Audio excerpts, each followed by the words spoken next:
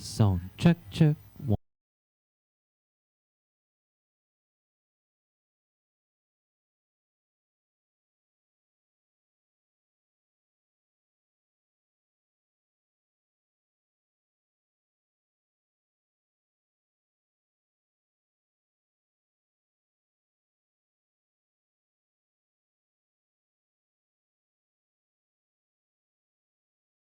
Check check 1 2.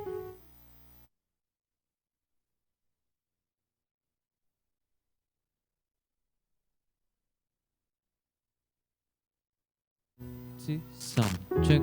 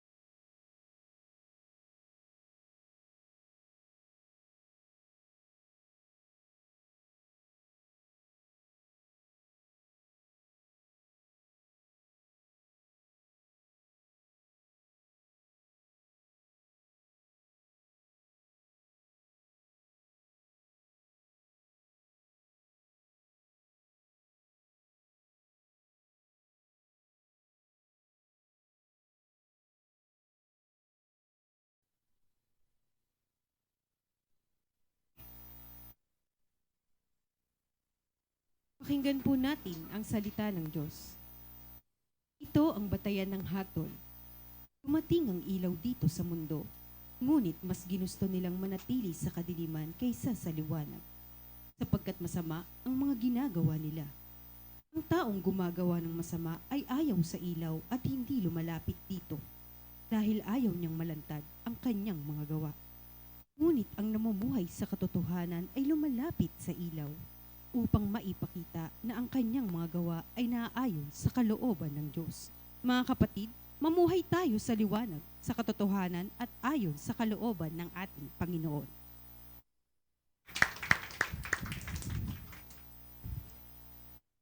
Nasasalamatan ka po namin, Amang Diyos na makapangyarihan sa lahat, sa muli na pagbibigay mo sa amin ng kakayanan at pagnanasa upang purihin at sambahin ang iyong banal na pangalan. Amang Diyos, dalangin po namin ang kapuspusan ng iyong banal na Espiritu, ang siyang pumatnubay at kumabay sa bawat isa, upang maibigay po namin ang pinakamainam na pagsamba at puri sa iyong banal na pangalan. Inikilala po namin, Panginoon, ang inyong pong presensya sa aming pong kalagitnaan. At nagtitiwala po kami na kayo po ang siyang tutugon at tatagpo sa anumang pangangailangang espiritual, physical, at psychological ng bawat isa. Amin pong nilalagak sa iyo, Panginoon, ang anumang pong mga kabigatan at problema na amin pong kinakaharap. At dalangin po namin na ito po ay aming isang tabi dahil kami po ay nasa inyo pong harapan na dapat na sumasamba at pumupuri sa iyong banal na pangalan. Kaya naman sa gabing ito, Panginoon, pangunahan po ninyo ang bawat isa. Kayo nga po ay aming maparangalan at mapapurihan sa pangalan po ni Jesus, naming Panginoon. Amen.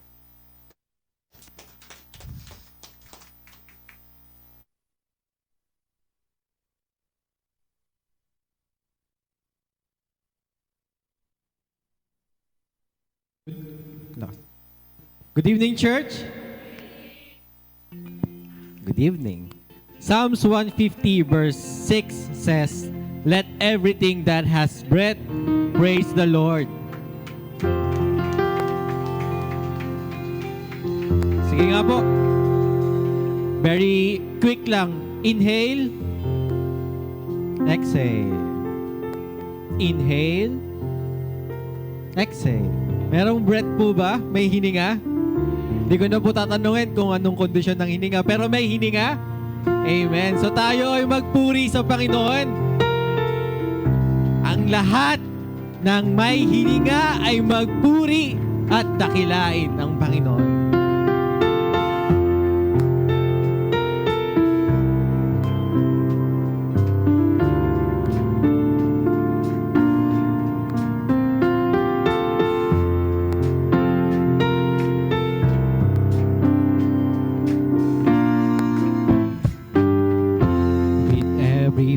Of my heart, every song that I sing, every prayer that I pray, every offering I bring, every thought that I have, every word that I say, be glorified. From the start of each day till the end of the night, let me bring praise. Let me bring life, Lord, I offer my life as a sacrifice, be glorified. This is my prayer, it's the cry of my heart, Lord, I want my life to reflect who you are, oh Lord, this stir up the fire and burn everything till all I desire is you.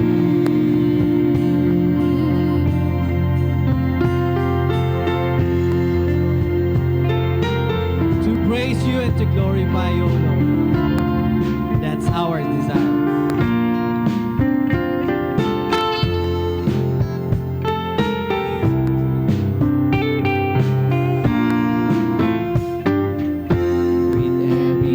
That I take, everything that I do, let me lift up your name and bring honor to you. Lord, I offer my life. Only speak truth, be glorified. This is my prayer. Yes, Lord, it's the cry of my heart. Lord, I want my life reflect who you are.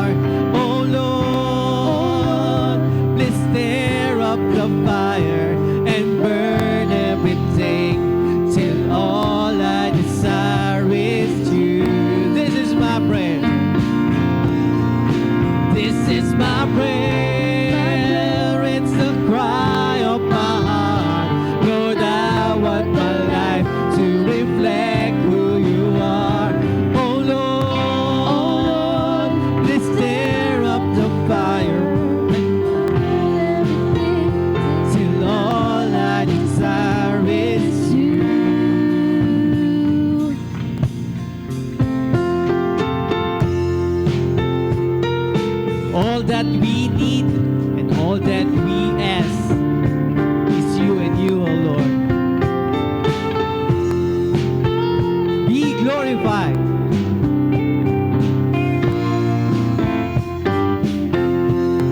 In everything I say, everything I do,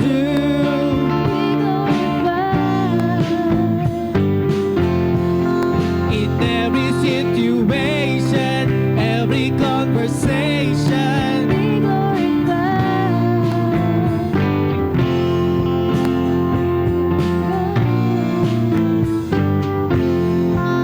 be glorified. Oh, be glorified.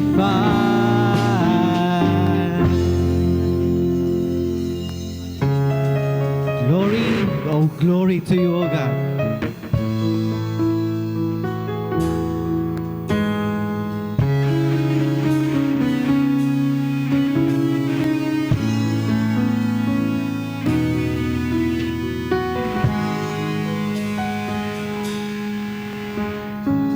Who holds the heavens in his hands? Who made the stars by the word of his power?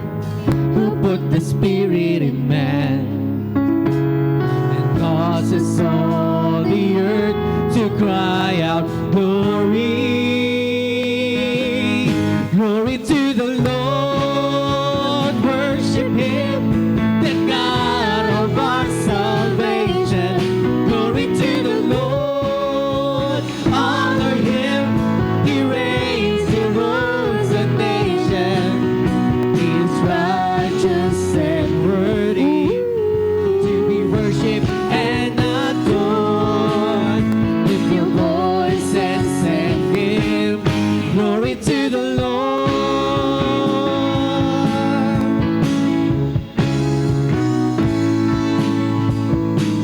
Who holds the righteous by the hand? Who is the way in this marvelous hour? Who sees the heart of a man? And causes all the saints to cry out, glory, glory to the Lord, worship him, the God of our salvation. Glory to the Lord, honor him, he reigns, he rules the nation.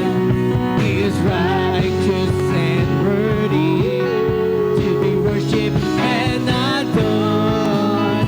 Lift your voices and give glory to the Lord, worship him. Glory to the Lord, honor him, he reigns, he rules the nation. He's righteous and worthy to be worshipped and adored. Lift your voices and give glory to the Lord, worship him, the God of our salvation. Glory to the Lord, honor him, he reigns, he rules the nation. He is righteous and worthy to be worshipped and adored. Lift your voices and give glory to the Lord, glory to the Lord, glory to the Lord.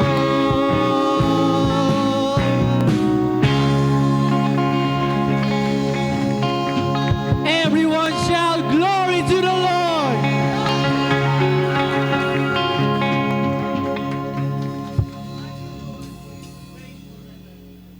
You deserve it all, O Lord. All praises and thanksgiving, all worships, all honor, it all belongs to you. You deserve it all. You are worthy of it all.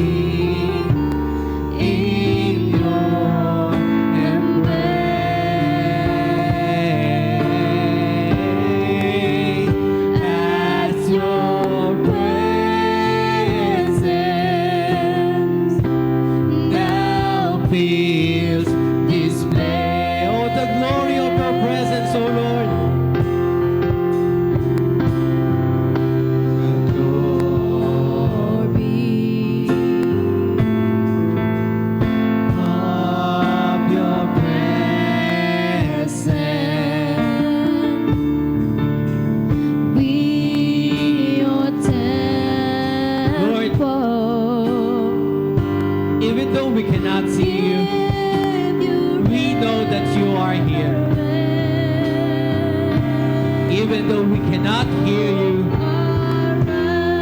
we know that you can hear us. And as we glorify your name, oh, be blessed, oh Lord. Our soul will bless you, oh God.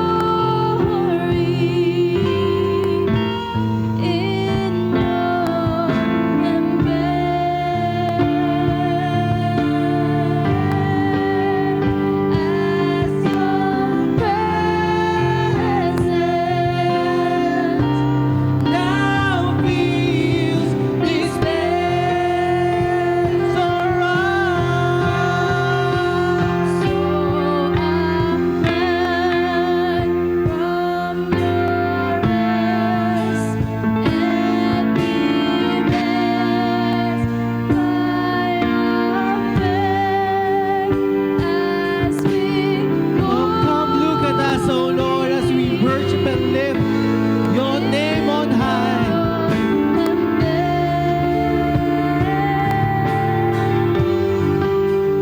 as your Presence now fills this place around. So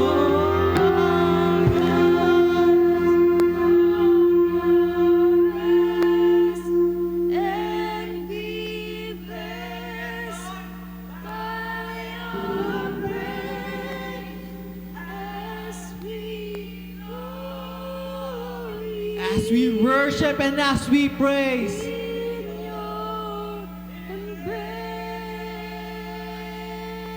embrace, as your presence now fills this place. Oh, yes, Lord. Come and feel the presence of our Lord.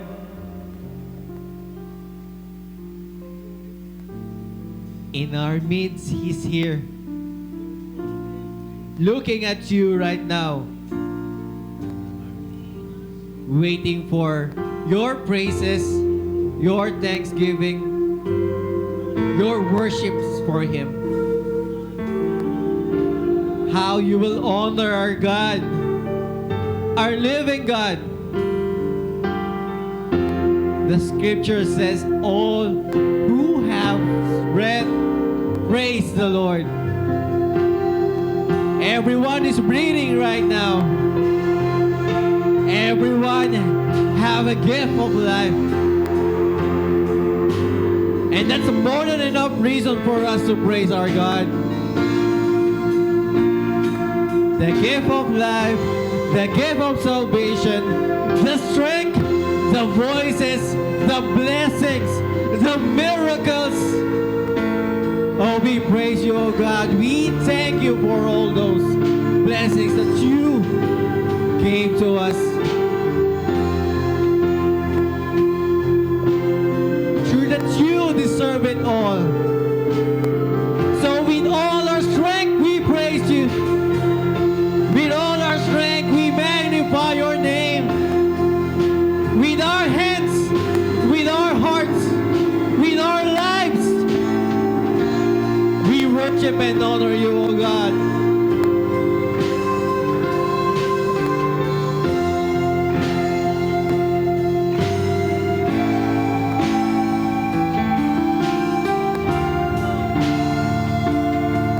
You are wonderful.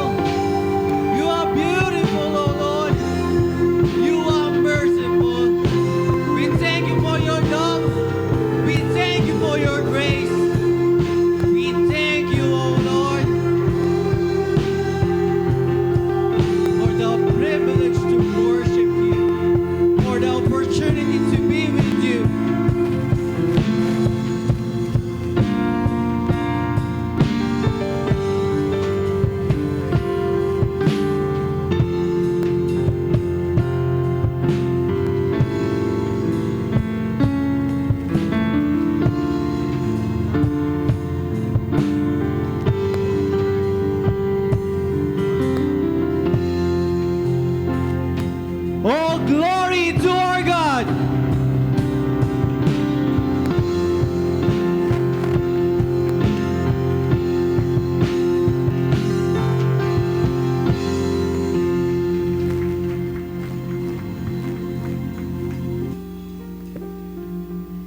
Isang mapagpalang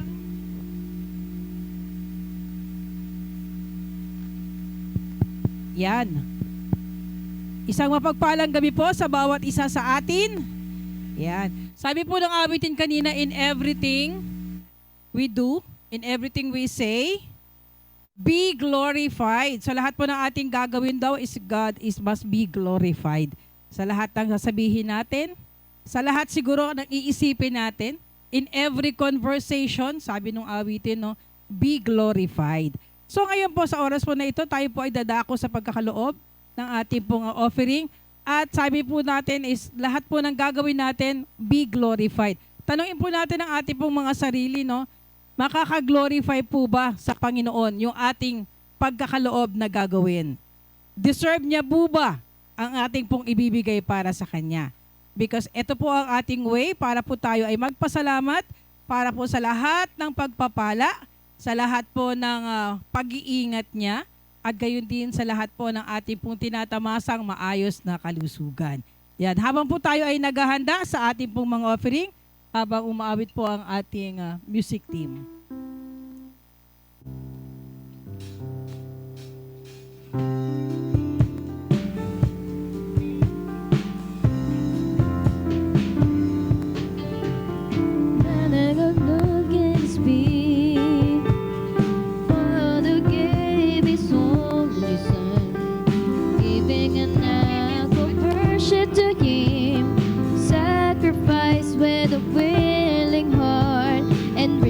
Abundance and ever good deeds, we will be blessed indeed. Overflowing with abundance of joy, God is able to shower blessings on him.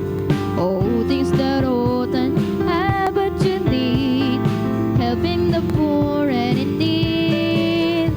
To as many who give thanks to him. What God cannot give, if you trust in the Lord, He provide all that need. Everything for God, overflowing with abundance of joy, God is able to shower blessings on him. All things that others have but you need, and me for in need. To as many who give thanks to him.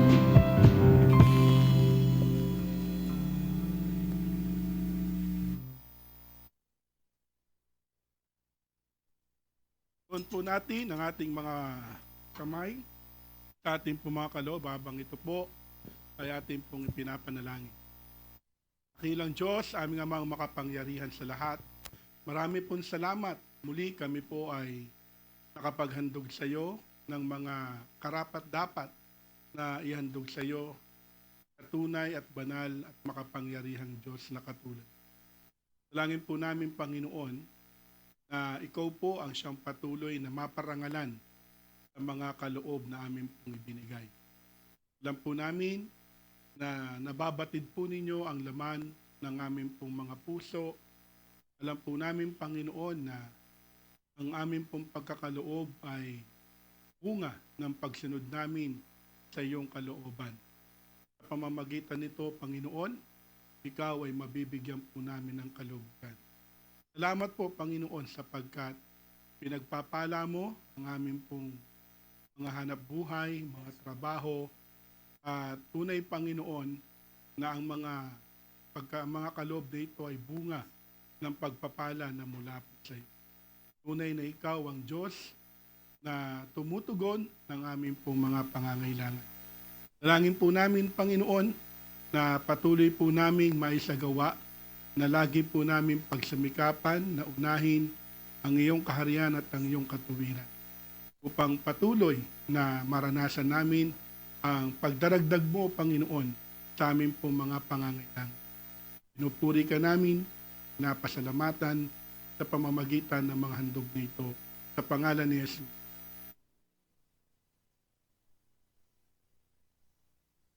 Yan. Salamat po sa Panginoon sa pagnanasa at kakayanan na tayo po ay makadako sa lugar na ito at makapagkaloob. Yan. So hindi po lahat ay binibigyan ng pagnanasa at kakayanan na gawin po ang mga bagay na yun. Para po sa ating mga announcement, again, meron po yung mga discipleship schedule po natin ay nagsimula na po ngayong February. Una na po doon ang ating pong HCS, which is 11 o'clock in the morning, right after the service. And of course, yung ating Pro Youth Discipleship, 1 p.m. to 3 p.m. every first and second Sunday of the month. And Men and Women Discipleship is every third Sunday of the month. Yan po ay after ng service at meron din po tayong communion and that will be on February 15, 2026. Na-confuse mo ako, no? Kasi February 15 pa lang, pero third Sunday na po kasi yon dahil nagsimula po tayo ng 1. Yan.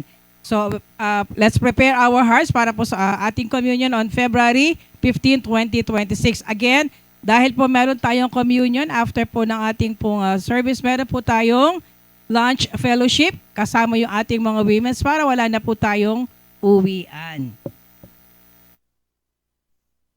Ano na nga po ba yung ating team? Yung ating pong battle cry for the year. Baka po nawa kakalimutan na natin. Ano ba yung tatlong gagawin natin ngayong taon 2026? Yan. Aaw. Aaw po, no? Aaw. Yan. Awake, arise, and walk. So hindi lang tayo basta kailangang gumising, kailangan natin pong bumangon at hindi pa rin hihinto doon kung hindi tayo po ay kailangang lumakad. Yan.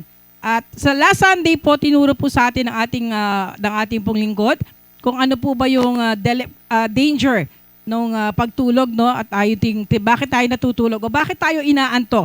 Pag sinabi po nating natutulog, pagkakaintindi ko po doon is parang stagnant na yung ating pong spiritual. Yan. Hindi na nag-grow. Kasi pagka natutulog ka, parang wala ka ng pakialam sa mundo. Yan, yung kahit kung ano na yung mangyayari sa mundo, sa paligid mo, deadma ka na kasi nga tulog ka na. So tayo po ay palaging pinapaalahanan. At bakit daw tayo nakakatulog? Ano ba yung unang point na sinabi po ni Pastor? Yung mga nagno-notes dyan. Ano po yung una? Bakit tayo inaantok o natutulog? Kasi kulang sa pagpapahalaga sa salita ng Diyos. Yan. So dahil hindi natin isinasapamuhay ang salita. At ang pangalawa, hindi lang ipinapamuhay kung hindi kulang din sa pagbubulay-bulay ng salita. Yun po yung ating mga napapakinggan ay dapat po nating pinagbubulay-bulay. At para po makumpleto ang ating pong bilin po sa atin ng Diyos na ihatid po sa atin ng ating pong lingkod, Pastor Roy Naive.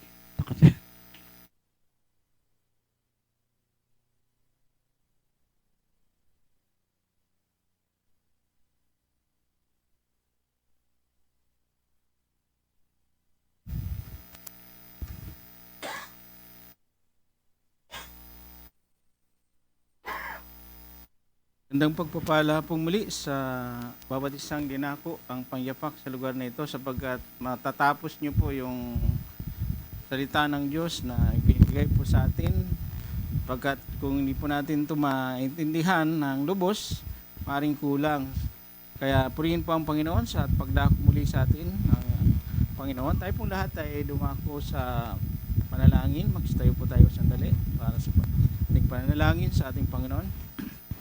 Naming Diyos, salamat pong muli sa araw na ito na kami po ay yung pong pinilakas at binigyan ng pagkakataon, pagnanasa na kung saan makadako sa lugar na ito sa aming mga kapatiran. Patuloy nga po kami na umaasa sa inyong biyaya ng karunungan upang maunawaan po namin ng lubos ang iyong mga ito po ay magbunga sa bawat isa po sa amin, nawa ay patuloy na malaglag sa matabang lupa katulad nga po ng sinabi ng aming Panginoon upang ito po ay magbunga ng isang daan, siyam na po at higit pa sa inaasahan po ng ating Panginoon sapagkat ito po ang nararapat sa bawat mananampalatayang idinako niya sa lugar na ito at patuloy nga po na kami po ay patuloy mong bigyan ng kapanatagan sa pag-aaral na ito.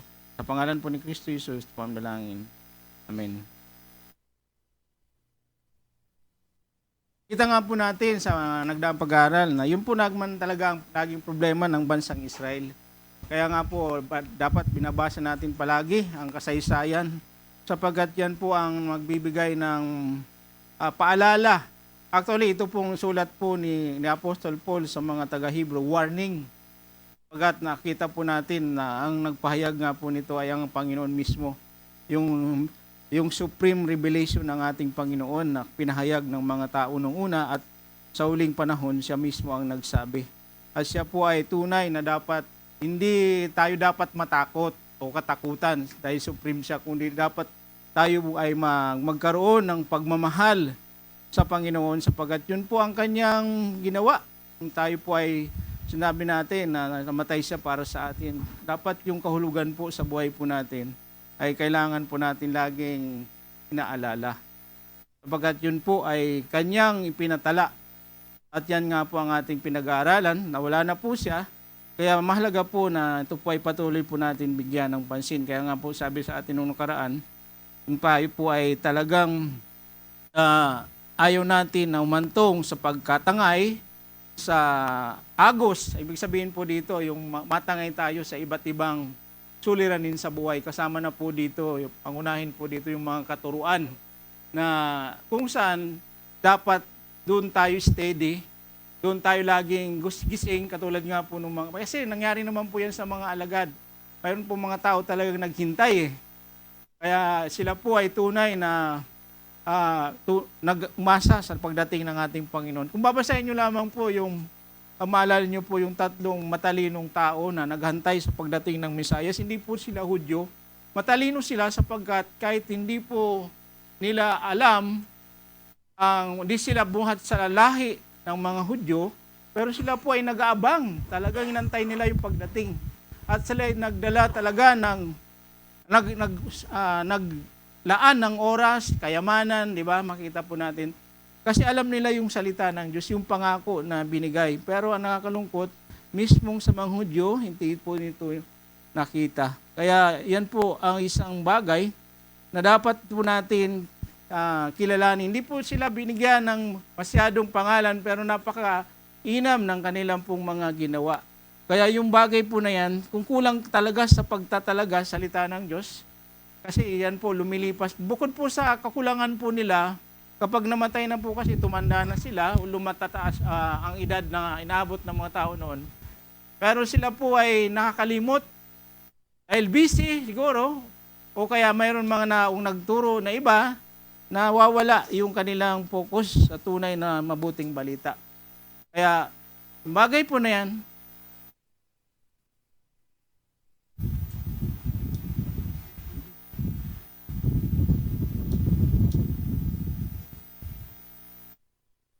makatulog ako. Matangay tayo ng hangin. Salamat. So, yun po ang dahilan. Kaya sa atin po ay ito'y babala na hindi po tayo makatulog. Alam po nyo yun po yun. Yan po ang kailangan. Lalo na po yung mga mananampalataya. Ikaw ay binata pa pag nagpamilya ka. Dapat talaga ikaw mismo ang nagsasanay sa mga anak mo. Di ba yan po ang bilin nga po ng Panginoon kay Joshua? Diba? Sa kanilang pong pamilya, dapat yung habilin nila, ang salita ng Diyos, ang kautusan ng Diyos, lagay nila sa lahat ng area ng tahanan nila.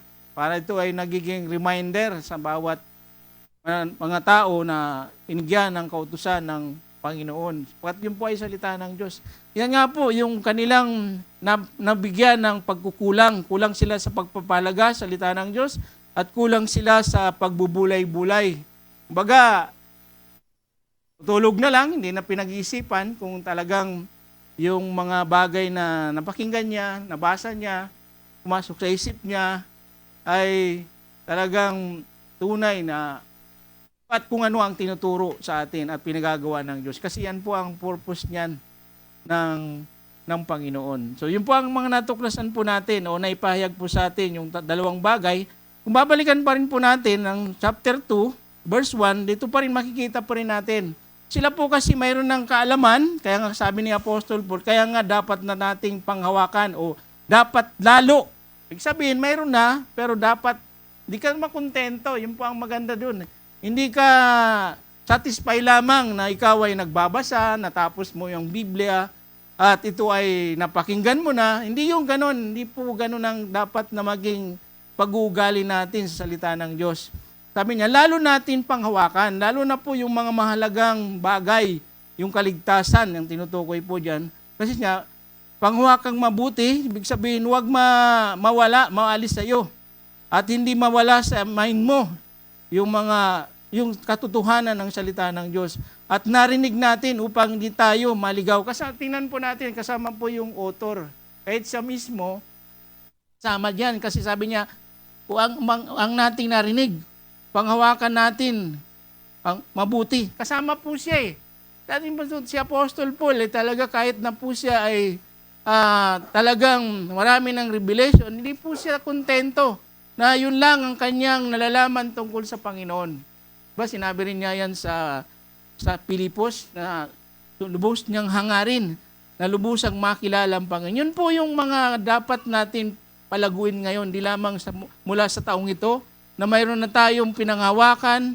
Huwag tayong magkontento na satisfy na tayo doon. O yun na yun. Kasi hindi po lamang yung kahit na yun ang totoo, paano po ipapamumuhay? Yun pa yung ano natin dyan eh. Yun pa yung purpose natin dyan. Pag pinagbubulay-bulayan mo, ang ibig sabihin doon, kung paano mo siya gagawin. Kaya mo siya pinagbubulay-bulayan. Nalaman mong totoo mula sa Panginoon at kung ano yung mensahe nito at paano mo siya isa sa buhay.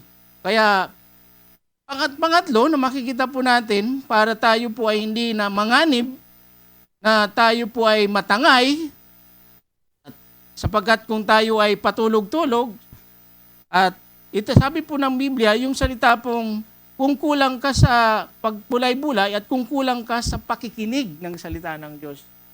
Ibig sabihin, nakikinig ka nga pero hindi mo talaga siya inuunawa.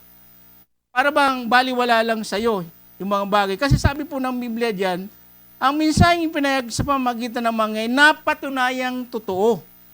At sino mang lumabag o hindi sumunod dito ay tumanggap ng kaukulang parusa. Tandaan po natin, kahit nga po yung mga anghel, mayroon pong mga anghel na pinarusahan ng Panginoon sapagkat hindi sila naniwala, nakinig. At bukod pa doon, gayon din naman, paano tayo, sabi ni Apostol Paul, paano tayo makakaiwas sa parusa kung di natin pahalagahan ang napakadakilang kaligtasan ito? Ang Panginoon mismo ang unang nagpayag ng kaligtasan nito at ang nakarinig sa Kanya ang nagpatunay sa atin na ito'y totoo.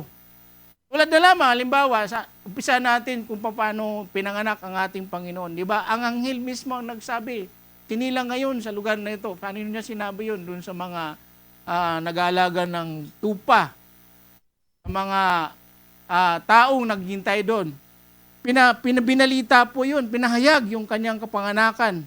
At doon yun nga, yung sinasabi natin kanina, yung tatlong hari na tinatawag nila, tatlong matalino. Matalino sila sapagkat sila po ay nag-aabang talaga sa mahabang panahon sa pagdating ng Misayas, yung bituin, di ba? Yun po ang kanilang binabasa. Kasi sabi nga natin, sabi nga nung Hebrew ay ng Romans, ang Diyos talaga makikilala mo pamagitan ng kanyang mga nilikha. Kaya kahit wala pa pong salita silang hawak, pero narinig nila yon at yung palatandaan na yon ay kanilang sinubaybayan at sila nga po ay natagpuan nila. At kung makikita po natin yung istorya na yon, sila po ay tunay na naniwala sa salita ng Diyos. At sila po ay nagdala ng oras at nagdala ng i-offer sa Panginoon na mga kung saan ito ay mga hindi lamang basta handog, mayroon pong kahalagahan yon. Yung kung pag-aaralan natin yung bagay na yon. Makikita po natin yan yung salita ng Panginoon ay talagang kailangan di lamang natin pinakikinggan ng lubos. Sabi kasi ng Panginoon, kung titingnan po natin sa mga example na makikita po natin sa bagay na yan, sabi nga po ng Kawikaan, chapter 8, verse 38, sabi niya, mapalad ang mga taong sa akin ay nakikinig, sa akin ay nag-aabang. Dapat nag-aabang ka palagi. Ibig sabihin, paano natin ngayon ginagawa yan? Kapag mayroon mga pagtitipon, mayroon pag-aaral, discipleship, at palaging nakatitig sa pagkat ang makakasumpong sa akin ay makasumbong ng buhay. At ang kalooban ni Yahweh ay kanyang makakamtan. So pag nakikinig tayo, kailangan wag tayo makontent na pakinggan lang natin. Kundi yung kalooban niya, yung biyaya niya, makamtan natin. Ngunit ang di makasumpong sa akin sa sarili, ang sarili ay sinasaktan at napuput sa akin at iniibig ay kamatayan. So kaya kung hindi po natin talaga inunawa, nakikinig nga tayo, ayaw ng Panginoon yan, ang dulot yan, kamatayan.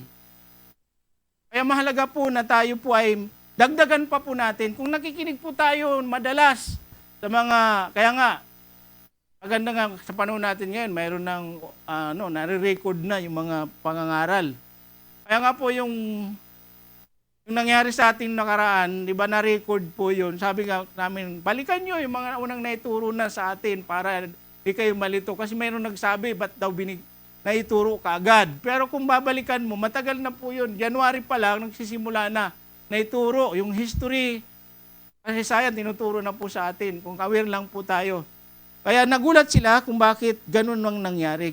Sapagkat kulang sila sa pakikinig. Bukod pa doon, pinailiwanag pa, hindi po totally naunawaan. Kaya, mga kapatid, ito po ang dapat natin bigyan ng pansin. Sapagkat yung nagsabi, yung mga aral na yan ay galing sa Panginoon. At pinahayag mismo yan ng mga taong ginamit ng Diyos. At hindi lamang po yun. Sabi po ng Panginoon sa Lucas chapter 10, 38, hanggang sumusunod na talata, tingnan po natin ang madalas na natin napapakinggan kung gaano kahalaga sa Panginoon ang tunay na nagtikinig sa kanyang pangaral. Ito pong magkapatid na si Marta at si Maria. Sabi po ng Biblia, dumalaw si Jesus kina Marta at Maria. Si Jesus at ang kanyang mga alagad nagpatuloy sa kanilang paglalakbay at pumasok sa isang nayon na lugod silang tinanggap sa tahanan ni Marta. May kapatid siyang si Maria na naupo sa may paanan ng Panginoon upang makinig sa kanyang itinuturo. Hindi po pinalampas. Ang Panginoon mismo, sabi niya, guro ng mga guro. Diba? Siya yung tagapagturo sa mga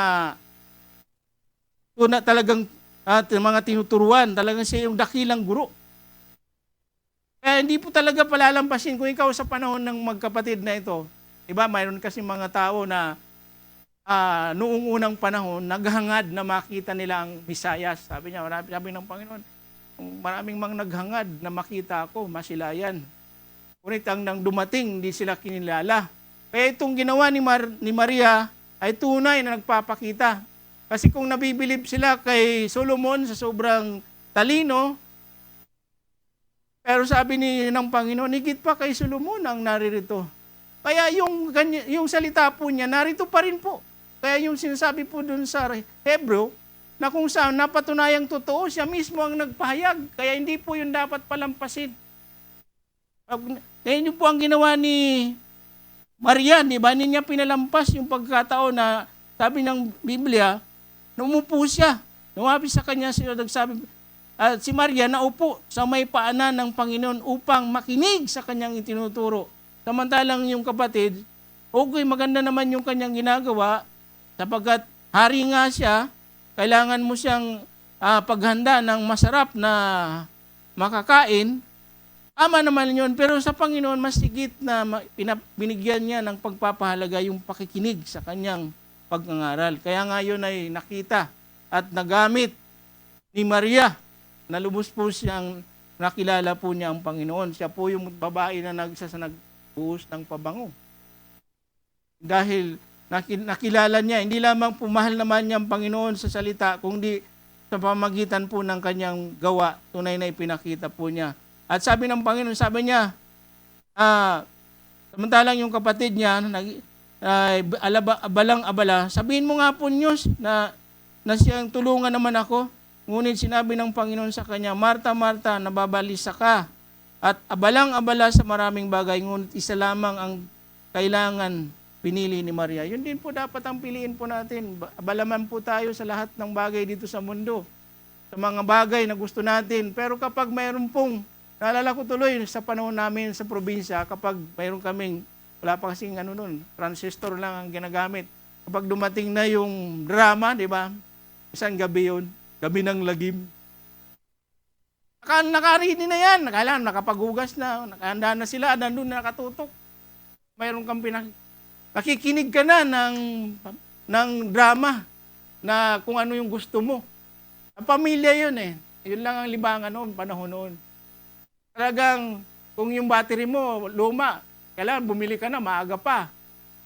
Sa bayan, para bumili ka ng bagong battery. Kaya bibilad mo yun para tumibay uli. Meron kang technique doon. Bibilad. Kaya nga linalagay sa rep eh. Ganun po, para makinig kung ano yung paborito mo. Dapat ganun po tayo. Pag na may nakikinig, kahit na yan ay maling pakikinig, bantayan mo pa rin kasi may makuha ka kung mali yung kanyang turiin mo pa rin. Kinig ka. At i-compare mo kung yung sa mga una, ikaw ay palabas i-compare mo. Dapat para hindi po tayo maligaw, hindi tayo maloko ng mga magagaling na tagapagturo. Kung saan yan ay nangyari sa mga tao noon, mahiging sa panahon po natin ngayon ay yan po ay talagang ginagawa ng kaaway. So yun po ang nangyari. Kaya dapat katulad ng dalawang taong ito na hindi masyado pinakita pero linigay po yan para sila po ay tularan po natin. At sabi pa ng Panginoon, ito po ay warning kapag hindi po natin pinahalagahan. Hindi tayo nakinig ng totoo. Sabi naman ni Apostol Paul sa Romans chapter 2, sabi niya, sapagkat igagawad niya sa lahat ng tao naayon sa kanilang mga ginawa. Buhay na walang hanggang ang bibigay niya sa mga taong nagpatuloy sa paggawa.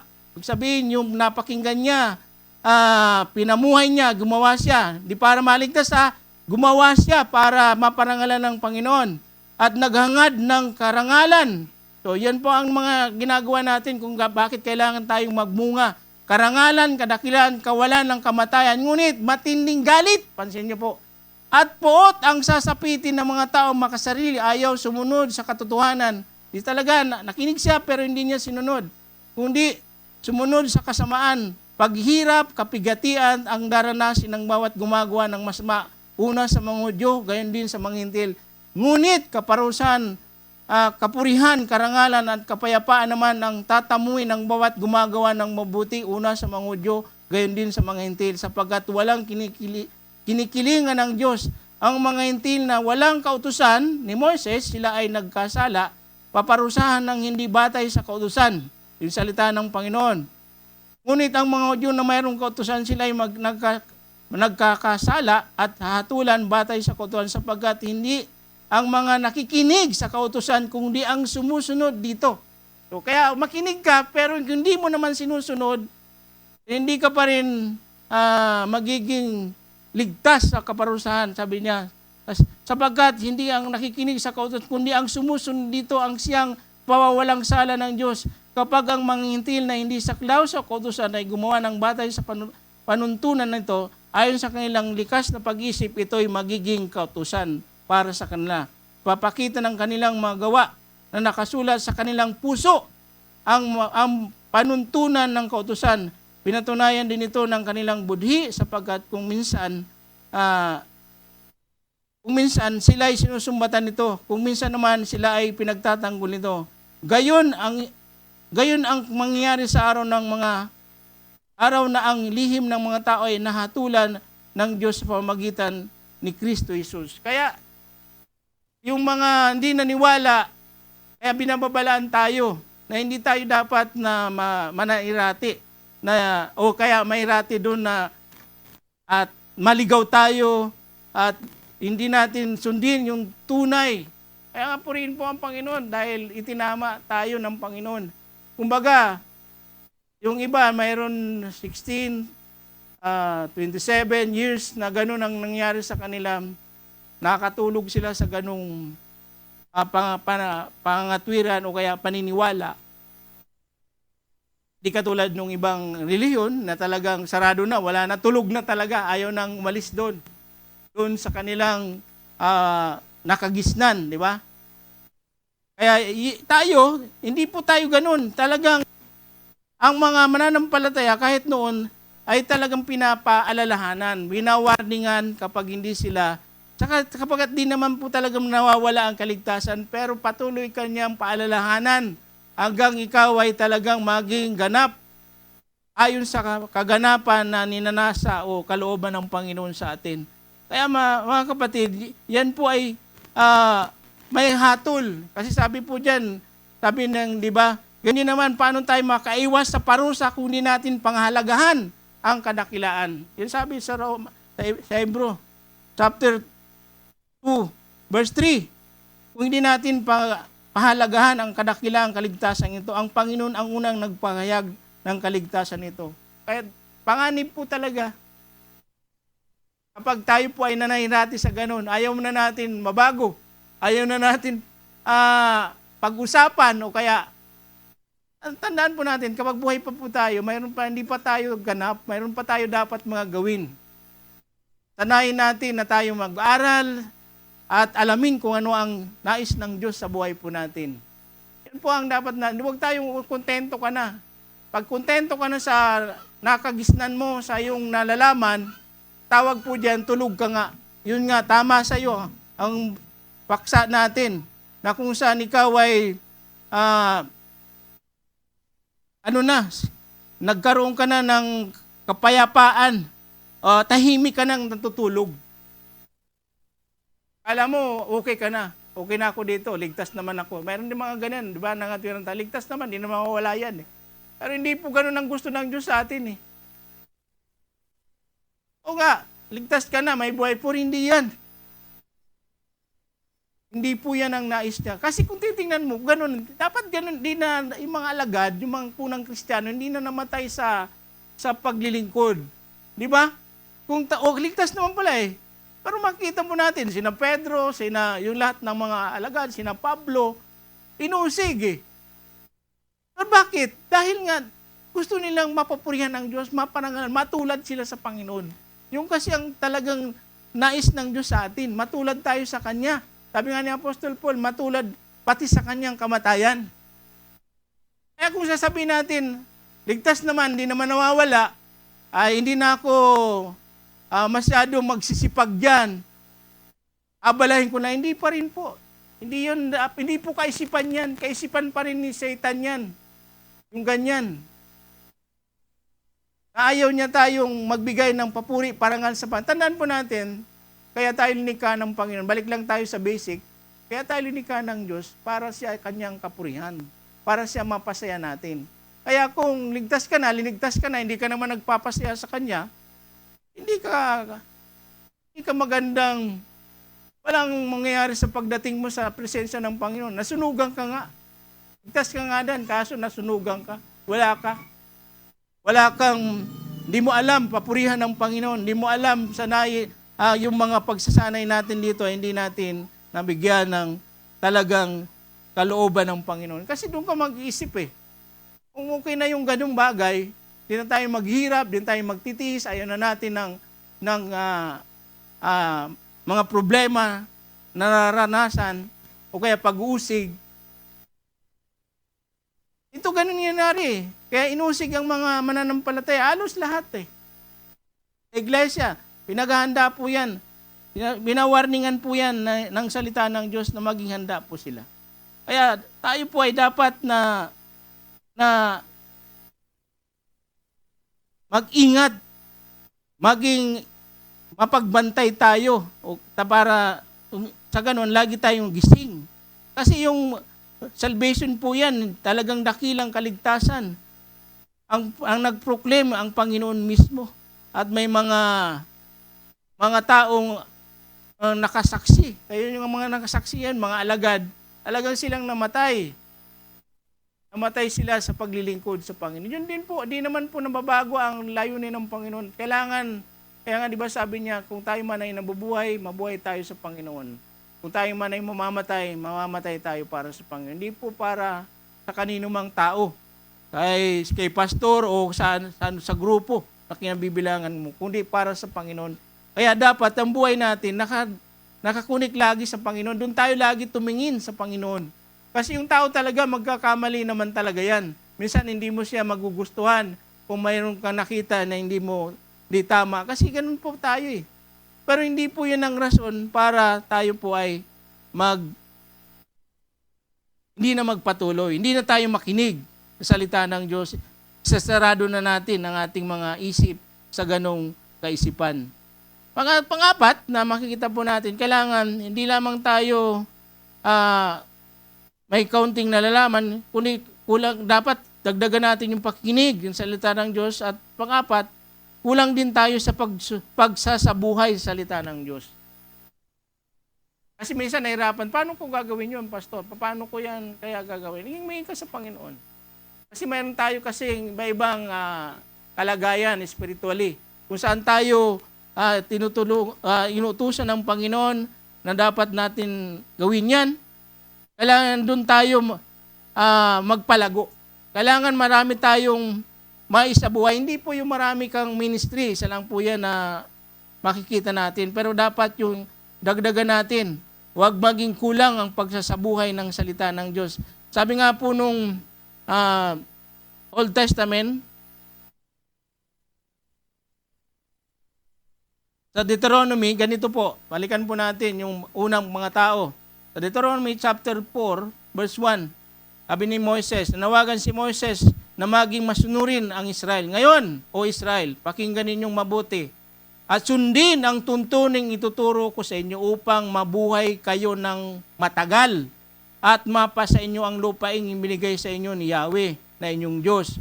Huwag ninyo itong daragdagan ni babawasan. Sundin ninyo ang mga utos na ibinigay ko sa inyo mula kay Yahweh. Nakita ninyo ang ginawa ni Yahweh sa Baal Peor? Nilipol niya ang lahat ng sumasamba kay Baal. Ngunit kayong mga nanatiling tapat kay Yahweh na inyong Diyos ay buhay pa hanggang ngayon. Ngayon nga ituturo ko sa inyo ang mga batas at mga tuntunin kasi nga wala pa silang batas nung malis sila sa Ehipto. Magulo sila kaya nga puro sila reklamo. Kaya binigyan sila ng batas, kautusan. Ngayon, ituturo ko sa inyo ang mga batas, tuntunin na ito, gaya ng ipinag-utos sa akin ni Yahweh na ating Diyos. Sundin ninyo ang mga ito sa lupaing malapit na ninyong sakupin at tirhan. Unawain ninyo ito at sundin, mabuti sa gayon makikita ng ibang bansa na ang inyong karunungan ay pag-unawa. Kaya't masasabi nila, ang dakilang bansang ito ay matalino, may malawak na pagkaunawa. Sinong Diyos ng ibang bansa ang handang tumulong anumang oras, liban kay Yahweh? Aling bansa ang may makatarungan tuntunin at kautusan tulad yung binigay ko sa inyo ngayon? Ngunit mag-ingat kayo, huwag ninyong kakalimutan o babaliwalain ang mga bagay na inyong nasaksiyan habang kayo'y nabubuhay, yung mga himala. Tulad din sinabi dito ng Hebrew. May pinatunayan to sa mga himala. Ito itinuro ninyo ito sa inyong mga anak, mga apo. Huwag ninyong kakalimutan, sinabi ni Yahweh, na kayo'y nasa harap ng bundok ng Sinai. Tipunin mo sa harapan ko ang buong bayan. Ituturo ko sa kanila ang aking mga utos upang magkaroon sila ng takot sa akin. Habang sila'y nabubuhay, ituturo naman nila ito sa kanilang mga anak. Patin po ang kabilin-bilinan. Diba? Sabi nung kanta, ang kabilin-bilinan ng nanay, ng lola ko, huwag iinom ng. Hindi po yun. Ang sabi ni Moises, yung ituturo. Kasi yun po talaga ang problema ng tao. Kaya kahit sa panahon po natin, nangyayari yun mapalad pa rin po tayo na itinama pa rin po tayo, ibinalig tayo. Binigyan tayo ng karunungan. Kahit mahabang panahon, mahirap po yun. Pero ang bansang Israel, ayaw na. Yung mga tao dyan na sumunod, talagang ayaw na. Nanatili na sila sa ganung bagay. Pero hindi po nagsisingali ng Panginoon, sila po ay pinarusahan. Kaya nga po yung parusa sa kanila, pinihag sila, tinapon sila. Sa Babylonia, di ba? Yun po ang naranasan nila Pero napakabuti pa rin ng Panginoon sa kanila. Sila po ay pinarami, tinuruan. Kasi ganun po ang Diyos natin, mapagmahal. Kaya sa atin, panahon, ganun pa rin ang kanyang ginagawa sa atin. Yun po ang pilin po niya. Kaya di ba sabi niya, napakadakilang kaligtasan ito. Ang Panginoon mismo ang nagpayag ng kaligtasan ito. Pinatunayan, verse 4 ng Hebrew, pinatunayan din ito ng Diyos sa pamagitan ng kahangang tanda. Kaya di ba sabi doon, Huwag nyo kakalimutan yung mga himalang ginawa sa inyo. Ay, yung pinadaan sila sa dagat, bukod pa dun, pinakain sila ng mana. Napakaraming mga pinakita ng Diyos na pagmamahal sa kanila. Yun po ang sabi niyon, pinatunayan yun ng Diyos. Kahangang at iba-ibang himala at sa pamamagitan ng mga kaloob ng Espiritu Santo, pinamahagi niya ayon sa kanyang sariling kalooban. Yun naman sa panahon ng ating Panginoon, yung kanyang mga himalang pinakita. Yung kanyang ginawa, kasi sabi nga ng Panginoon, kasi sabi ng mga Israelita, yung si Moises ang nagbigay sa amin ng mga yan. Hindi. Ang aking Ama, sabi ng Panginoon, na ginawa rin pa ng Panginoon sa kanila nung dumating ang Panginoon. Kaya yun po yung mga himala, pero hindi pa rin po sila naniwala. Kaya hindi sila makakatakas sa parusa. At hindi pa lamang yun, ang sabi po ng gawa, di ba? Inulit nga po yun, di ba? Tinakwil nila si Moses. Ang kanilang sabihin, sino ang naglagay sa inyo upang maging pinuno? Sabi ng gawa, chapter 7:37. Naghukom namin, ngunit si Moses ding yun ang sinugo ng Diyos upang mamuno at magligtas. Yung pinaalala sa ni Stephen, kanila. Dahil yung kanilang pakikinig ay hindi hindi talaga inuunawa.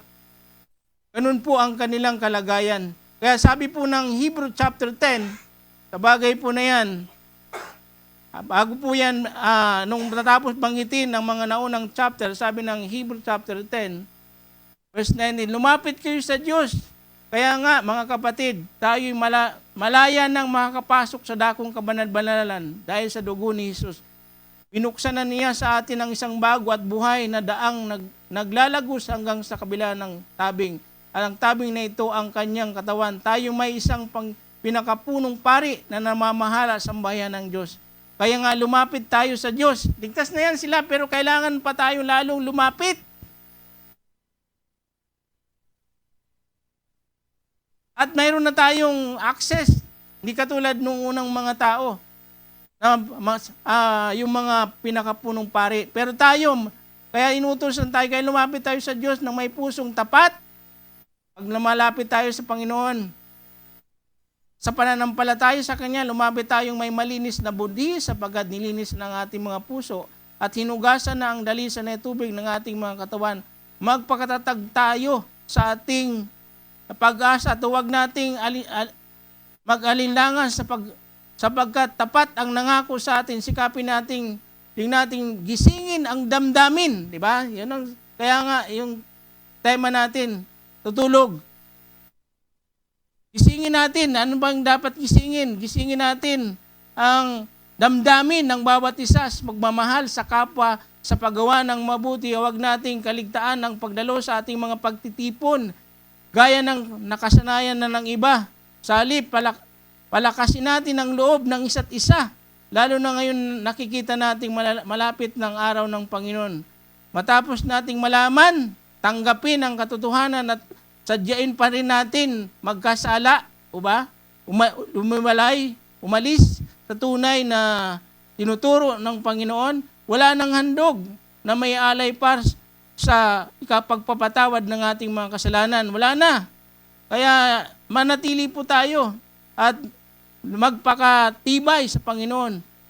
Ang naghihintay sa kanila, na lamang sa atin ay ang dakilang, sa kanila, kakilakilabot na paghukom at naglalagab ng naapoy na tutupok sa mga kaaway ng Diyos.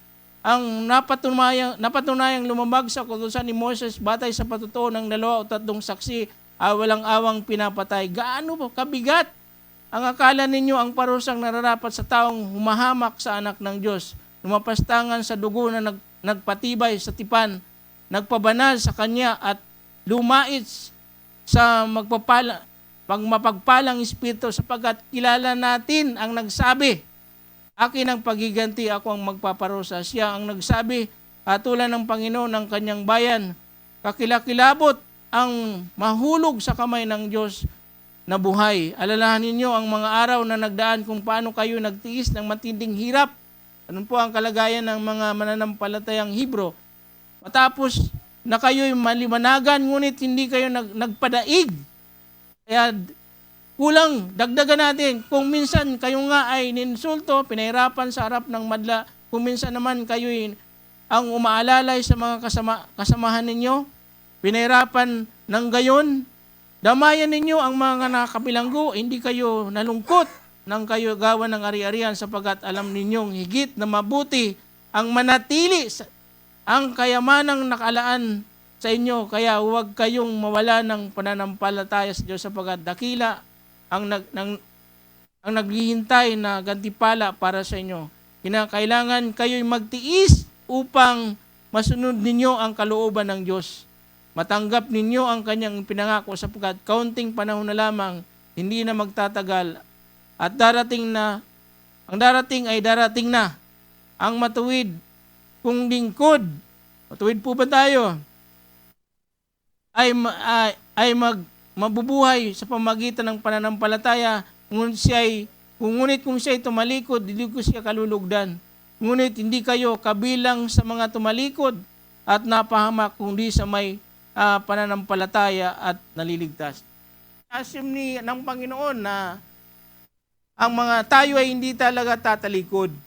Pero tayo po ay karanas talaga ng pagtitiis. Kasi ang Panginoon naman ang tumutulong sa atin. Kaya nga, di ba yung pambungad, lumapit tayo. Kung mayroon man pagtitiis, ano ang gawin na dapat mong gawin? Lumapit ka sa Panginoon. Direkta sa Panginoon, sa kabanang-banalan, sapagkat mayroon tayong dakilang sacerdote ang Panginoong si Kristo. Bawat isa po yan, hindi po yan kung pamilya mo, dapat kasama ang pamilya, hindi individual po tayo. Kaya dapat po tayong lagi nakikinig sa salita ng Diyos at ito po ay dapat pinamumuhay po natin. Paano ba tayo tinuturuan kapag tayo po ay nahihirapan? Ano bang mga instruction sa atin, pinagagawa sa atin ng Panginoon kapag tayo ay kailangan ng tulong ng Panginoon? Manalangin, di ba? Manalangin at iasa sa Kanya yung mga bagay na dapat mong gawin. Kung hindi mo man naunawaan ang salita ng Diyos, nandito naman ang mga taong maaaring magapay sa atin para unawa. Kaya sabi nga doon, di ba, ni Apostol Pablo, yung magtulungan, akayin yung mga nanghina, paalalahanan. Yun po ang ginagawa po natin. Pinapaalalahanan. Kung hindi ka nakukuha sa paalala, hindi mo talaga tunay na pinakikinggan ang salita ng Diyos. Dapat pinakikinggan mo at tumusunod ka.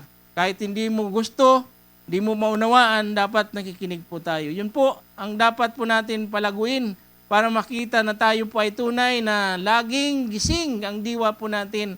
Tayo po ay laging nakikinig. Mayroon po kasing tao nakikinig, pinalalampas lang. Yan yung makalimutan, di ba? Minsan, yung puntos lang, nakakalimutan. Paano ba ang sinasabi sa atin? Panalis po namin sinasabi, ano bang nais pagawa sa akin ng Panginoon? Dapat ganun po tayo pag nagbubulay-bulay. Akin ba yun? Sa akin ba yung salita na yun? O kay kapatid? O kaya hindi mo man yan na-encounter ngayon, pero darating ang araw kapag yan ay hindi mo kinalimutan, napakinggan ko na to May sinabi na ang Panginoon sa bagay na ito. Kaya ako'y handang gawin yung bagay na yan. So, yan po ang mga kapatid, ang kailangan po makita po sa atin. Ang uli na lang po, na talata para sa ating pagtatapos. Sabi po ng Thessalonian, mga Thessalonian din, ito rin po ang ito rin ang paalala ni Apostol Paul sa 2 Thessalonians chapter 1. Sabi niya, ang paghukom, mga kapatid, tama lamang na kami laging magpasalamat sa iyo dahil sa inyo sapagkat patuloy na lumalago ang inyong pananampalataya kay Kristo. Lalong magiging maalab ang inyong pagmamahalan sa isa't isa. Kaya nga, pinamamanik namin na kayo lahat ng mga iglesia ng Diyos dahil sa inyong pagtitiis sa pananampalataya sa gitna ng mga pag-usig at kahirapan, dinaranas niyo. Ang lahat ng ito ay napatunayan na makatarungan ang paghatol ng Diyos upang gawin niya kayong karapat-dapat sa kanyang kaharian na siyang dahilan ng inyong pagtitiis. Gagawin ng Diyos ang nararapat, tiyak, pahirapan niya ang mga nagpapahirap sa inyo. Kayumang mga nagtitiis sa aliwin niya kasama namin kapag ang Panginoong Hesukristo ay inahayag na mula sa langit kasama ang kanyang mga kapangyarihang anghel na may naglalagablab na apoy, parurusahan ng lahat ng hindi kumikilala sa Diyos at hindi sumusunod sa magandang balita ng Panginoong Hesus. Magdurusa sila sa walang hanggang kapamakan mahihiwalay sila sa Panginoon sa dakilan niyang kapangyarihan. Mangyari ito sa araw ng kanyang pagparito upang tumanggap ng papuri mula sa kanya ang mga hinirang at parangal ng lahat ng sumasampalataya sa kanya. Kabilang kayo roon sapagkat sinampalatayan ninyo ang patutuong pinagnamin sa inyo. Purihin po ang pangaral ng salita ng Diyos. Ang patutuo po ng mga tao na ating pong pinag-aaralan, binabasa, ay patutuo rin po. Sariwa pa rin po yan ng salita ng Diyos. Kaya tayo po ay makakaasa na mayroon tayong tatamuhin, gantimpala, kaya kung bakit po tayo patuloy na maglalaan ng panahon, buhay, oras, kayamanan, at ng lahat ng lakas natin para ito ay sa Panginoon, sapagkat siya po ang nagbigay niyan. Dapat hindi po natin yan inaangkin, sapagkat tayo po ay dapat sa Panginoon lamang. Siya po ay dapat mapapurihan lamang sa ating buhay. Hindi madali, pero nalalahanan po tayo na ang Panginoon po ang laging tutulong sa atin kung lagi tayong aasa sa Kanya sa anumang oras ng ating mga buhay. Purihin po ang pangaral ng salita. Amen. Yan. Salamat sa Panginoon sa mga pabala po na Kanya pong pinahayag sa atin ngayong gabi. Kung tayo po ay kulang sa pagpapahalaga sa salita ng Diyos, kulang sa pagbubulay-bulay, kulang sa pakikinig at kulang sa pagsasabuhay, posible po tayong matangay ng agos. So salamat po sa Panginoon sa patuloy na pagbibigay niya sa atin ng paalaala. So para po tayo ay hindi matangay, pagbulay-bulayin po natin ang kanyang salita. At sa oras po na ito, ano po kaya ang nais iparating sa atin ng Panginoon? Personally, nung nangusap po sa iyo, habang nakikinig tayo ng salita ng Diyos, ano po yung nais iparating sa iyo ng Panginoon? Ano ba yung dating sa iyo ng salita ng Diyos? Ano yung pangungusap na nasabi sa iyo ng Panginoon? Unahin po natin muna yung naka-assign sa gabing ito, Sis Jamie.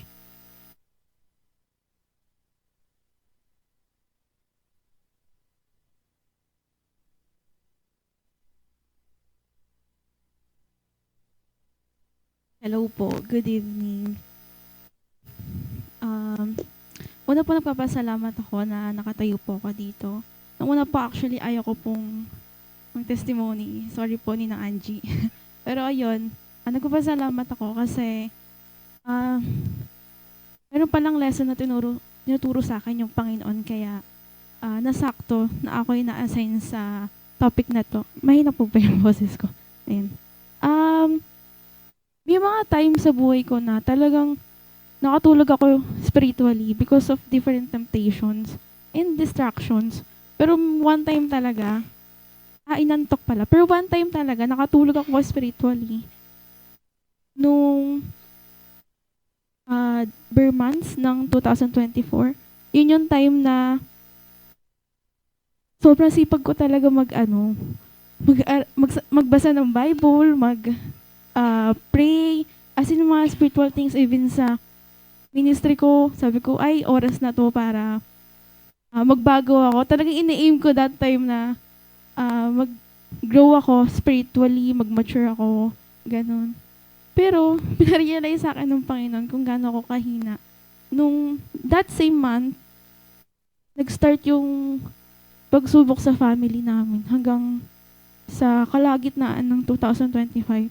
Sunod-sunod yun, kada buwan, iba-iba yung pagsubok na dumating sa amin. And syempre, so sobrang immature ko, if that's the term, sobra akong naging emotional. As in, naging distant ako sa Panginoon. Even sa church and sa family namin. Nahirapan akong ipakita yung genuine connection ko sa kanila. Sobrang affected ko. Ewan ko ba, sobrang emotional ko that time, pero yun, ang hina ko kasi that time, and that's because I lack these 4 points na tinuro ni Pastor. So, isang beses pa lang, simula pa lang nung pagsubok sa family namin na yun, hindi ko na agad pinahalagahan yung salita ng Panginoon. Kasi, nagpadala na agad ako sa emosyon. So, kung yung iba po na, like sa example nga ni Pastor kanina, nagpatangay sila sa agos ng turo. Ako naman nagpatangay sa agos ng emosyon. So, dahil kulang ako sa pagpapahalaga, syempre, feeling ko that time, ang unfair ng mga nangyayari sa amin. Tapos puro ako tanong na, bakit kaya, ganun kahirap yung nararanasan namin that time. So, dahil sobrang blinded ako ng emotion ko, hindi na rin ako nagbulay-bulay. Hindi na ako nag-meditate. Dahil kulang ako sa meditation, mali-mali na yung pag-apply ko, naging mali yung perspective ko sa buhay ko, yung thinking ko, hindi na ako naging grateful noon. Nag-start na akong mag-complain, even little things.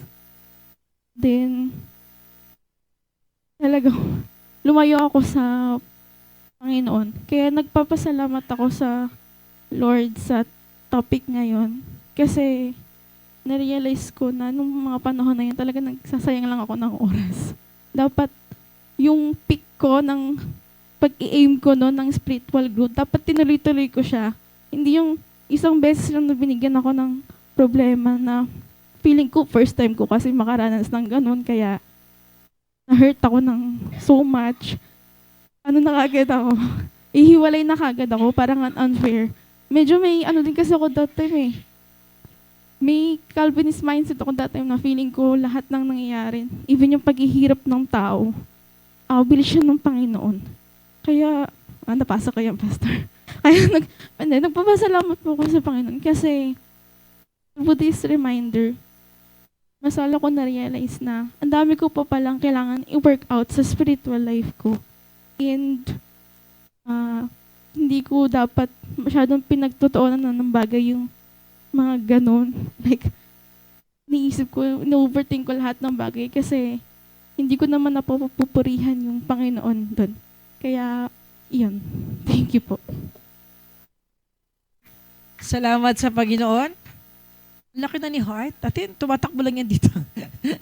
Okay, salamat sa Panginoon sa kanya pong realization. So, yun, kung kayo po ay nagnanasa na maka-attend ng ating pong intercessory every Monday, meron po kaming discussion before we start our prayer. And then if you have questions po, dinidiscuss po muna namin yon bago po kami manalangin.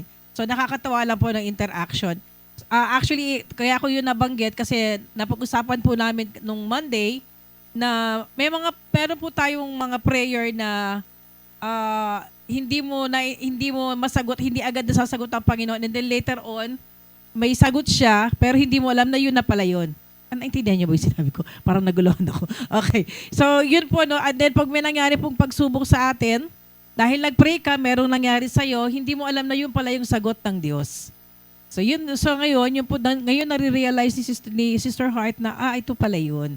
Yun pala yung kanyang naranasan ng mga, imagine 2024 pa, no? So nakakatuwa. Medyo matagal yung process, pero salamat sa Panginoon sa kanya pong realization, sa salita ng Diyos, sa kanya pong napakinggan sa gabing ito. Meron pa po, maaga pa po. Sino pa po ang nagnanasa na mapapurihan ng Panginoon sa kanya pong buhay? Mga naka-experience ng pagsubok, pagpapala, pagpapalo, yan, sa gabi ito. Sige po, the stage is yours para po sa bigyan kayo ng daan para mapapurihan ng Panginoon. Yan, Pastor. Actually, hindi naman po patutuo, but rather yung pong teaching doon po sa Hebrew chapter 2 verse 1. Sabi po kasi nung talata, kaya nararapat nating pagkatantuin mga bagay na narinig, baka sakaling tayo'y makahulagpos.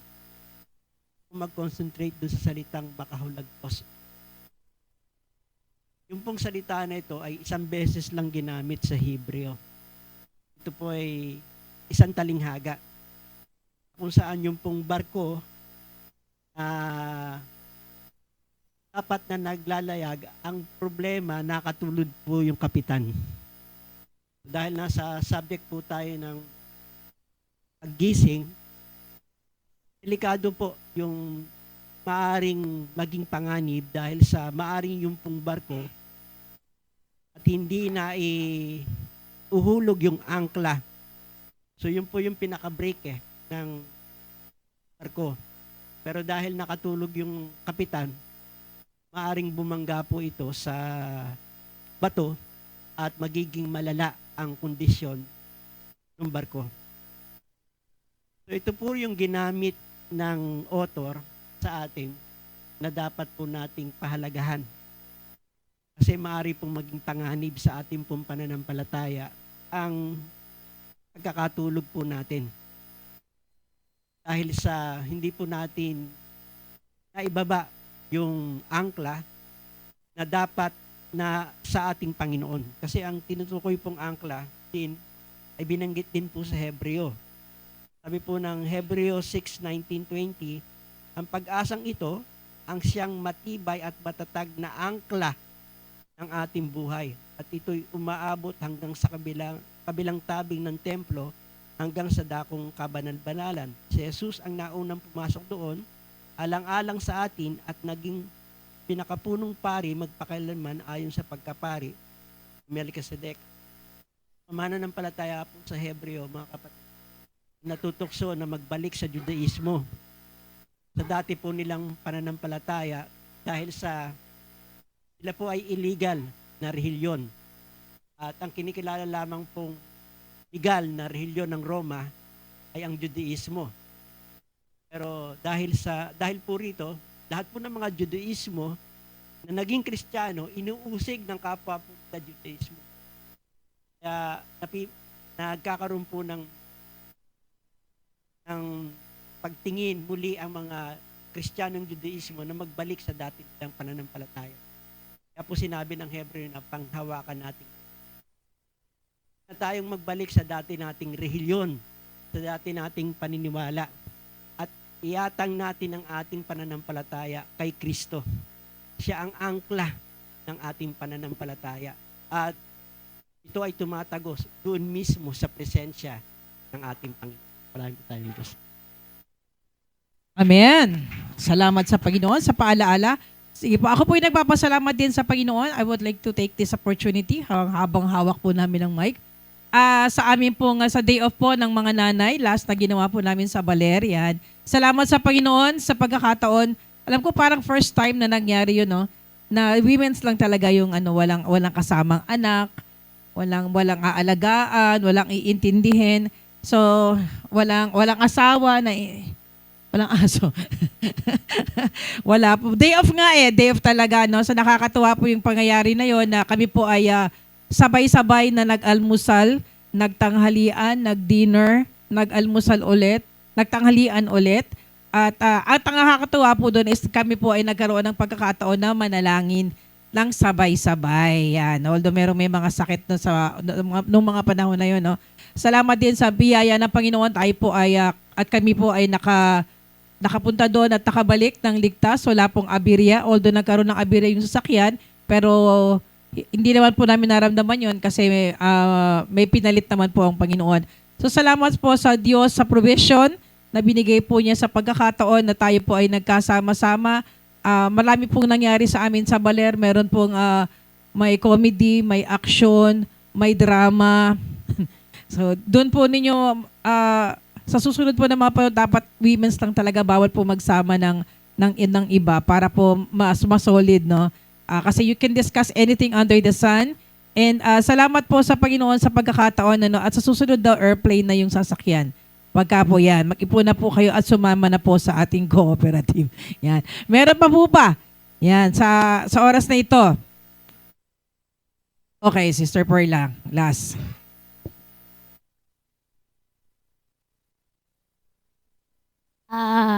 Sa akin po, yung reflection sa akin to yung yung word na kulang ay palitan natin ng positive. Yun, sapat. Sa akin po, ang nakita ko po dito, kapag yung unang point, kung paano mo papahalagahan ng salita ng Diyos, meron po itong aktibong pagkilos. Lalo-lalo na yung tinuro sa atin nila, Pastor, yung kalagayan ng isang taong siya ay maaring natutulog.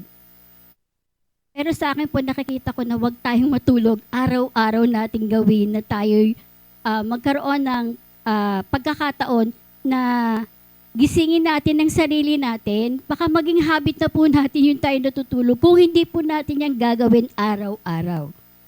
So kanina, nung makalawa po, habang ako po ay naglalakad ng sickness benefit ni Pastor, so naisip ko, Panginoon, paano ko i-apply yung pahalagahan ng salita ng Diyos sa aspeto na yung salita ng Diyos ay maging sapat upang yung utos ay masunod ko. Nung ako po'y tumingin doon sa aparador, doon sa cabinet namin, ang dami pong Bible doon.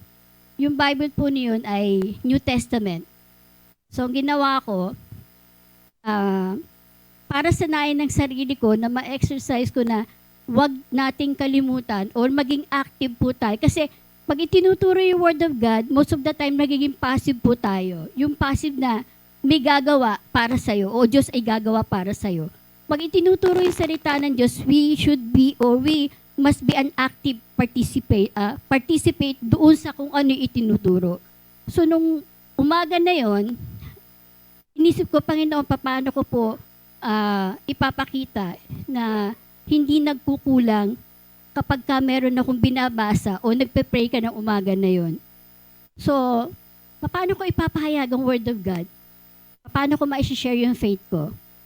Sa paanong paraan ko to gagawin? So, nung umupo po ako, nanalangin ako sandali, nakita ko po din yung mga Bible.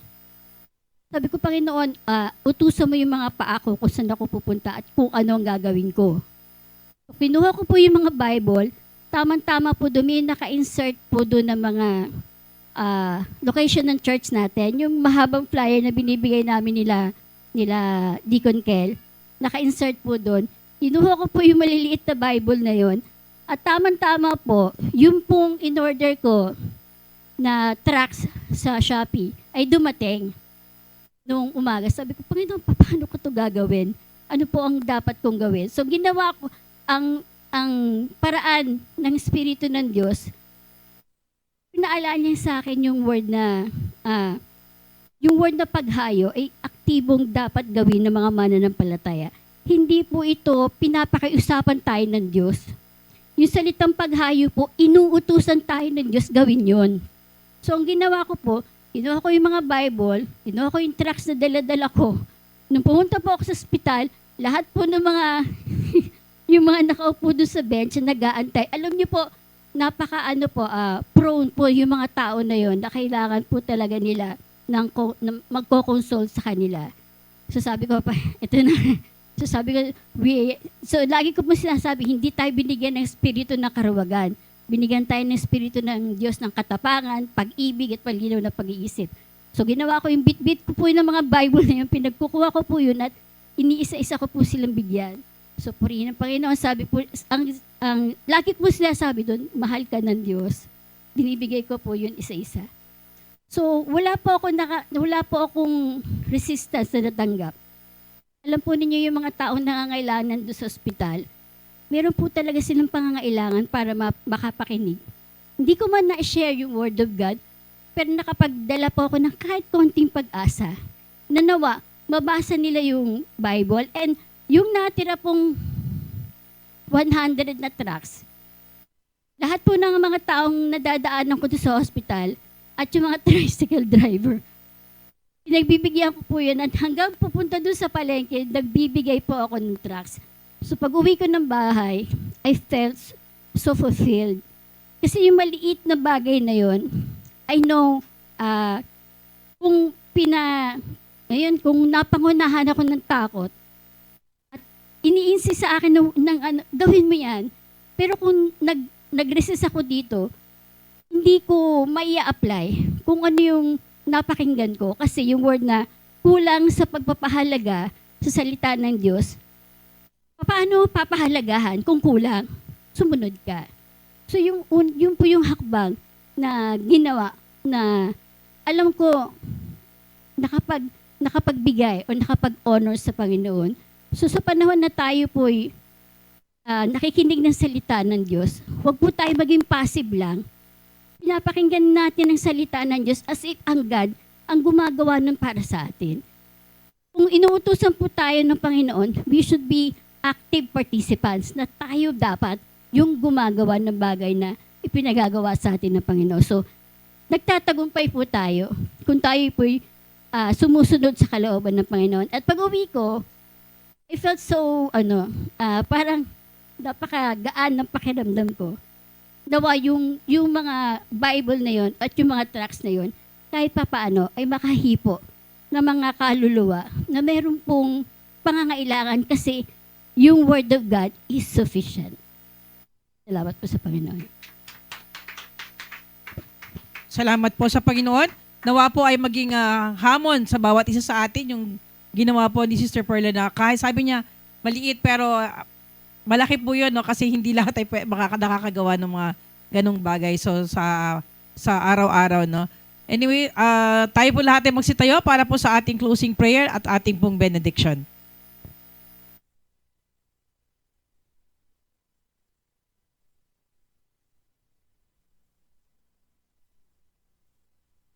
Sapagkat kami po ay hindi po ninyo inayaan na hindi po mabigyan ng paalala at mga gagawin ng iyong salita. Alam po namin, Panginoon, na ang banal na Espiritu ang patuloy nakikilos sa bawat isa po sa amin. Kaya naman kami po ay patuloy na hangarin ang mga ganitong gawain, maging sa personal po namin paglago, pabasa, pananalangin at iba pang mga gawain nawa ay sa gawa ng bawat isang mananampalataya. At alam po namin, Panginoon, ang patuloy pa ang amin pong lalakbayin ng mga gawain sa inyo sapagkat kami po ay nabubuhay pa at binibigyan po ng lakas. Nawa, patuloy mong dako ang aming pangyapak sa mga pang gawain at pagpalain niyo po ang bawat isa na dinako mo sa lugar na ito na karoon ng kagalingan sa lahat ng may karamdaman, sa lahat, Panginoon, ng kakilala namin, mahal sa buhay, mga anak, mga malalapit na kaibigan. Gusto namin dinadalangin, hindi man po sila nakakadako o nakakasama namin. Ngunit sa panalangin ito, nawa ay mabuksan po ang kanilang isipan sa lahat ng kanilang solusyon, sa kanilang mga problema. Nawa at maalala po ang amin pong pamamanhik sa inyo na sila po ay mag-response at mulala sa inyo. Waitin po ang bawat isa po sa amin at patuloy na lingapin ang lahat ng tao sapagkat lalapit na ang iyong pagdating, dapat kaming magpakasipag sa mga bagay na espiritual, lalo na sa pagpapahayag, pagkat ito po ang aming mga tungkulin. Salamat din po, Panginoon, sa pag-iingat mo na gagawin sa aming pong pag-uwi, lalo na po ang mga malayo pa, ang may mga gagawin pa, patuloy nga po niyong ingatan ang mga kapatid po namin ito. At nawa ang mga kapatid po namin na wala ngayon, nawa ay mapaalalahan sa susunod na gawain, di lamang po ng Sunday, Wednesday, ay patuloy nga po na mga kasama po namin. Sapagkat ito po ay para sa inyong kapurihan, ay hindi po para sa kanino mang tao na aming gagawin ng mga bagay. Purihin ka sa gabi pong ito sa patuloy mong biyaya pinaparanas sa amin at ang kapayapaan po ninyo ay patuloy po namin maranasan sa buong magdamag na ito. Ang biyaya at pagpapala ng ating Panginoon ay patuloy ninyong maranasan sa kanya lamang kapurihan ngayon at pagpakailanman.